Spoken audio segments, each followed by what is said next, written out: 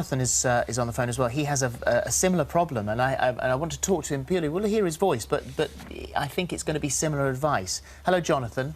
Hello. Hi. So you've been suffering for 15 years. This is destroying your life. Yeah, totally.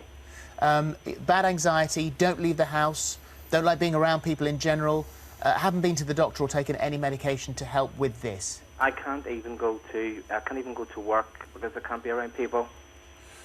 OK. Did it start gradually and then just get worse and worse and worse? I think it happened, yeah, about 15, 20 years ago when I used to get a lot of homophobic abuse. Yeah. Right, I see. And it stemmed from then. Yep. Okay. Okay. So there is found a reason. a reason There's a for it to reason start there. with. Yeah, and I think with social anxiety as well, one of the causes is if you feel like you stand out and then people criticise and comment on that, you know, you get this very negative, hostile attention. It makes you stand out. You internalise that hostility, and then when you go out into a social situation, what you've done with that hostility is you sort of throw it out in the situation, and you think everybody is now hostile towards you.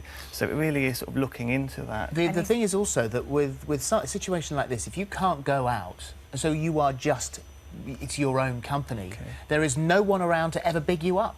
So all you're doing then is thinking, the issue is with me, but you haven't ever invited anyone into your life to say, do you know what, you're a really great person. Yeah. So it's actually you make it 10 times worse. So the cure, which is to isolate yourself by avoiding the situation, actually makes it 10 times worse. You think you're saving yourself from the anxiety, but you're actually causing a whole lot more anxiety. So what's the first step that he should take then? What should he do? I mean, the same with the first caller, but other things that you can do as well is change your relationship with anxiety, because anxiety itself isn't necessarily bad or harmful. It's your attitude to it. So when people feel anxious with anxiety disorders, it isn't so much the anxiety, it's the reaction to it. So they feel the butterflies, the nerves, the nausea, and they react very strongly. They're sort of saying, I don't want to experience this, I don't want this, and they try and escape it and resist it. And it's that makes it really build up and become very uncomfortable.